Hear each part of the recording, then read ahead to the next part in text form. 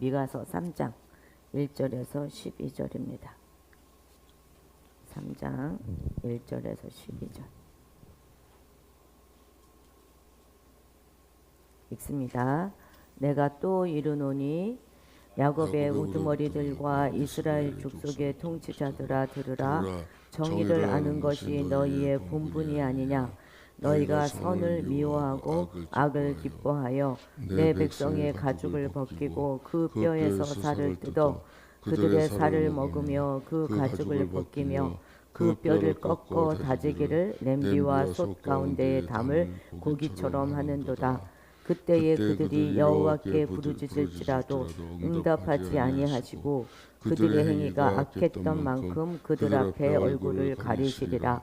내 백성을 유혹하는 선지자들은 이에 물 것이 있으면 평강을 외치나 그 입에 무엇을 채워주지 아니하는 자에게는 전쟁을 준비하는도다. 이런 선지자에 대하여 여호와께서 이르시되 그러므로 너희가 밤을 만나리니 이상을 보지 못할 것이요 어둠을 만나리니 점치지 못하리라 하셨나니 이 선지자 위에는 해가 져서 낮이 캄캄할 것이라. 선견자가 부끄러워하며 술객이 수치를 당하여 다 입술을 가릴 것은 하나님이 응답하지 아니하시니거니와 오직 나는 여호와의 영으로 말미암아 능력과 정의와 용기가 충만해져서 야곱의 허물과 이스라엘의 죄를 그들에게 보이리라.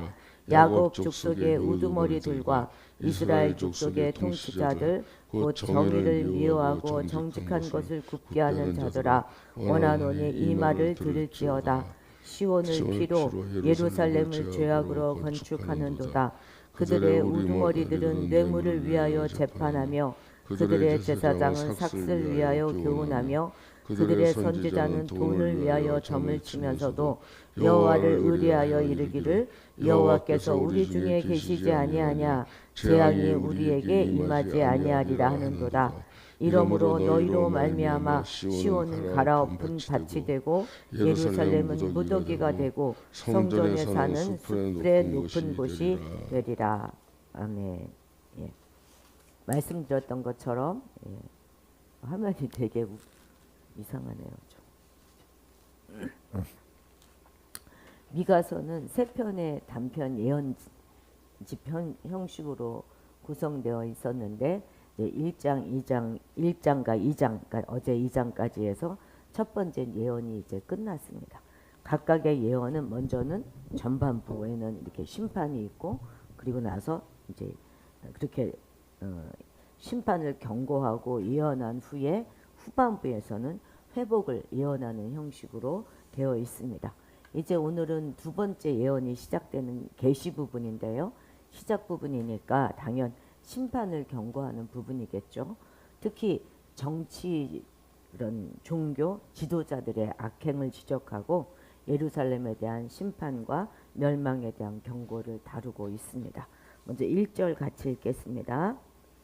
내가 또 이르노니 야곱의 우두머리들과 이스라엘 족속의 통치자들아 들으라. 정의를 아는 것이 너희의 본분이 아니냐.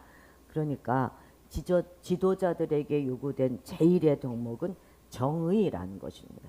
이게 이제 원어로는 미슈파트라고 하는 것인데 정의가 무엇이죠? 정의는 모든 백성을 공평하게 대하여 공정한 재판을 시행하는 것, 그것을 말합니다. 미가서 전체 중에서 이 정의라는 말이 5번 나오거든요. 그런데 그 중에 3번이 이 3장에서 사용되고 있다는 것은 얼마나 미가가 정의를 강조하고 있는가 하는 것을 말해줍니다. 3장 1절에도 정의라는 말이 나오고 8절에도 정의가 나오죠. 그 다음에 9절에도 정의 이렇게 나옵니다. 자, 무엇보다도 나라를 치리하는 자들이 중요하게 여기고 알아야 하는 것이 있는데 그것이 바로 정의라는 것입니다. 치리자는 정의의 관점에서 나라 사정에 정통해야 하고 이것을 실현하기 위해서 최선을 다해야 하는 것입니다. 그리고 그렇게 하는 것이 바로 나라를 바르게 그리고 든든하게 세우는 길이 될 것입니다. 그러나 안타깝게도 이스라엘 사회 가운데는 정의를 저버린 지도자들로 가득 찼고, 그래서 대부분의 선지자들이 이를 향해서 강한 심판의 메시지를 전했습니다. 특히 하나님의 보좌가 있는 시온은 정의와 공의의 기초를 두고 있음에도 정의가 사라진 그런 시온이 되었기 때문에, 그래서 그것은 사람이 살 수 없는 그런 폐허더미가 되고 마는 것이죠. 그런데 이렇게 읽다 보면 참 우리나라의 작금의 상황이 자꾸 이 미가 당시의 상황하고 오버랩되어서 이게 자꾸 느껴집니다. 이 말은 이제 우리나라에도 심판이 얼마 남지 않았다 하는 말이 될 것입니다. 그리고 그 심판은 그런데 절망이 아니에요. 바로 구원의 시작이다 하는 것을 우리가 기억하고 끝까지 우리는 소망을 잃지 말아야 하겠습니다. 2절 3절 같이 읽겠습니다. 너희가 선을 미워하고 악을 기뻐하여 내 백성의 가죽을 벗기고 그 뼈에서 살을 뜯어 그의 살을 먹으며 그 가죽을 벗기며 그 뼈를 꺾어 다지기를 냄비와 속 가운데에 담을 고기처럼 하는도다. 이런 표현 딴 데서 들어보셨습니까? 참 이런 말씀은 성경에서 쉽게 찾아볼 수 없는 참으로 잔인한 그런 표현의 말씀입니다. 지금 미가는 당시 정치 지도자들이 얼마나 사악하고 잔인한 방법으로 백성들을 핍박하고 있는가 하는 것을 마치 양을 도살하여 잡아먹는 그런 장면에 빗대어 고발하고 있는 것입니다. 그러니까 지도자들이 백성들의 가죽을 벗겨요. 그리고 살을 막 뜯어내는 것을 넘어서 뼈를 산산조각이 내서 잘게 썬 후에 냄비에 넣고 고기를 삶아 먹듯이 백성을 괴롭혔다는 것입니다. 냄비와 솥은 짐승을 한 번에 모두 다 이렇게 넣어서 삶을 수 있을 정도의 크기로 지도자들은 백성 전체를 한꺼번에 삶아 버릴 만큼 잔인했다는 거예요. 단순한 착취 수준을 넘어서 백성의 삶을 송두리째 짓밟은 것입니다. 백성의 토지와 집을 빼앗는 행위가 곧 살을 뜯어먹는 행위이고, 또 전쟁 피난민의 옷을 벗기는 행위는 바로 백성의 가죽을 벗기는 행위였습니다. 짐승을 도살하듯이 백성 전부를 죽음으로 내몬 것이죠. 그런데 더욱 기가 막힌 것은 바로 그 순간, 백성을 죽음으로 내몰았던 바로 그 순간 그들은 태연에 앉아서 하나님을 찾는다는 거예요. 이것이 가능한 까닭은 자기 행동에 대한 어떤 자각도 반성도 없기 때문입니다. 그런데 하나님은 그런 걸 보고 아무 답도 하지 않으시고 얼굴을 그들에게서 숨기십니다. 하나님께서 그들을 심판하는 것이 바로 무관심을 넘어서 아예 그들을 버리시는 것이죠. 이것이 그들이 정의를 버린 것, 선을 미워하고 악을 기뻐하는 것, 백성들에게 포악을 자행하는 것에 대한 보응이라면, 심판 중에 그들이 부르짖어도 응답하지 않는 것은 백성들이 극심한 압제와 수탈을 당하는 중에 처절하게 탄식하고 부르짖음에도 불구하고 이를 외면한 것에 대한 보응인 것이죠. 무슨 말입니까? 하나님께서는 우리가 타인에게 무엇을 행하든지 그대로 돌려받게 하신다는 그런 말입니다. 만약 우리가 타인을 향해서 무자비와 무관심과 불의함으로 일관한다면 우리 또한 본문에 이 나오는 선민들의 지도자들처럼 하나님께로부터 그에 상응하는 형벌을 받을 것입니다. 자녀들이 못되게 군다고 너무 실망하지 마십시오. 그들 나름대로 다 받게 될 것입니다. 그래서 우리가 공평하신 하나님을 보응하신 하나님을 찬양할 수 있는 것이죠. 이런 것은 오늘날도 우리 주변에서 얼마든지 볼 수 있습니다. 저희 시어머님은 거의 결벽증에 가까울 정도로 깨끗하시고 깔끔한 성격이었어요. 진짜 매일 쓸고 닦는 게 일이었고, 우리 전 장로가 이야기하잖아요. 예전에 이 장을 만졌으면 굉장히 혼났다고, 손자국 낸다고 애들이 뭐 장 만지고 그러죠. 그런데 제가 시부모님 모시고 살았던 저희 53평 아파트는 베란다 구석구석까지 먼지가 하나도 없었어요. 늘 깨끗했습니다. 그러니 주위에 있던 사람들이 얼마나 힘들었겠습니까? 저는 늘 아침마다 하루도 안 빼놓고 무릎 꿇고 앉아가지고 큰 넓은 마루, 저희가 53평인데 방이 3개짜리니까 마루 거실이 얼마나 넓겠어요. 언젠가 한번 거실만 재봤더니 거실만 27평이 나오더라고요. 거기를 맨날 무릎 꿇고 앉아갖고 그걸 닦았습니다. 물론 이제 일주일에 한 2번 정도 일을 도와주시는 분이 오시긴 하셨지만 말입니다.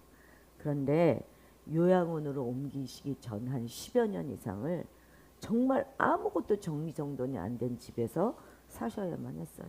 온 집안이 마치 창고 같은 그런 집에서 사셨습니다.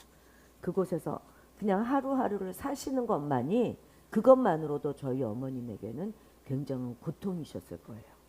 저희가 뵈러 갈 때마다 난 정말 이렇게 못 살겠다, 그런 말씀을 제가 늘 들으면서 참 어르신한테 죄송한 말씀이지만 하나님은 다 갚아주시는구나 하는 생각들을 참 많이 했었습니다.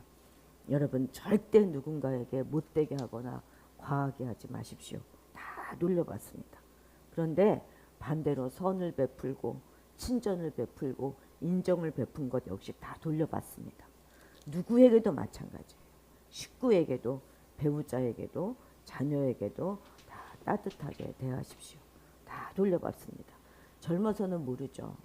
별로 못 느껴요. 그런데 이만큼 살고 뒤를 돌아보면 정말 매사에 다 돌려받는다 하는 것이 진리다 하는 사실을 깨닫게 됩니다. 행위대로 갚아주시는 우리 하나님, 뿌린 대로 거두게 하시는 하나님 기억하시고 오늘도 만나는 모든 이들에게 최선을 다해서 베푸시는 여러분들이 되시기 바랍니다. 5절 같이 읽겠습니다. 내 백성을 유혹하는 선지자들은 이에 물 것이 있으면 평강을 외치나 그 입에 무엇을 채워주지 아니하는 자에게는 전쟁을 준비하는도다. 이런 선지자에 대하여 여호와께서 이르시되, 예, 아멘. 이는 하나님께서 거짓 선지자를 어떻게 생각하고 계시는지를 잘 보여주는 말입니다. 즉 하나님은 거짓 선지자들을 뼈다귀를 입에 물기 위해서 지저대는 개로 여기고 있다는 그런 것입니다. 개는 식탐이 많기로 정통이 난 동물이잖아요. 우리 집 자반이도 뭐 정말 식탐이 대단합니다. 아주. 정말 이들은 먹이를 보고 있으면은요 본능적으로 침을 질질 흘리죠. 금방 밥을 먹고도 먹을 것이 있으면 또 달려들어요. 한마디로 개는 머리가 아닌 배의 지배를 받는 동물인 것입니다. 그런데 미가는 당시 이스라엘의 거짓 선지자들을 지금 이 개에 빗대어 말하고 있는 것입니다. 선지자들은 하나님으로부터 말씀을 받아 선포하는 자들이잖아요.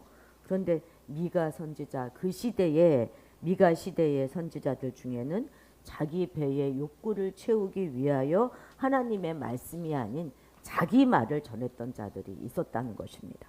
그러니까 한마디로 말하면 자신의 배가 바로 하나님이었던 것이죠.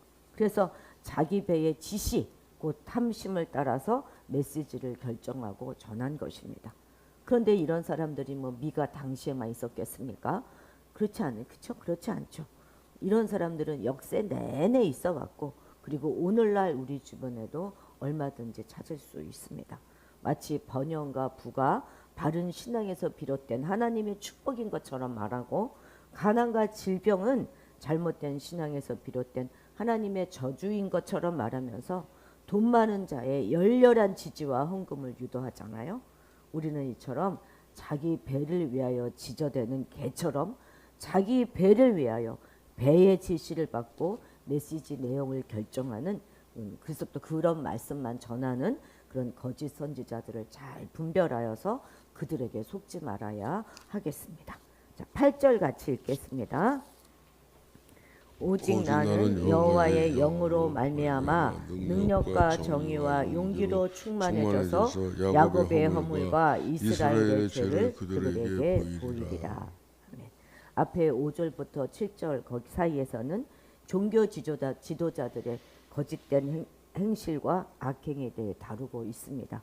그런데 이제 이러한 불의한 사회 가운데서도 참 선지자는 있다는 거예요. 미가와 같은.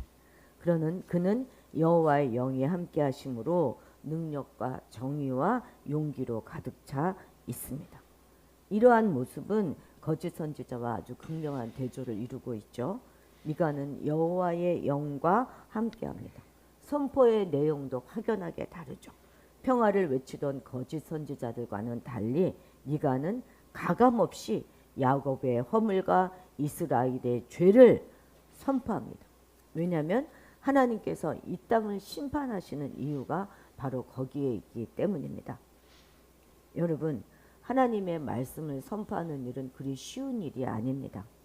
죄를 지적하여 책망하고 심판을 경고하는 그런 메시지는 사람들에게 환영을 받기보다는 외면과 핍박을 받는 경우가 훨씬 더 많습니다. 심하면 생명의 위협을 받기도 하고 또한 생계에 큰 영향을 받을 수도 있습니다. 앞으로의 세상은 더욱더 그러겠죠. 참으로 이 작은 교회를 누가 주목해 보겠습니까? 그럼에도 불구하고 저 역시도 늘 걱정이 되고 두렵습니다. 앞으로는 더욱더 그러할 것입니다. 누군가 저의 설교를 듣고 불편함을 느꼈다 이렇게 고발할 수 있어요. 혐오를 느꼈다 고발할 수 있습니다. 그러면 최고 벌금이 3천만 원이에요.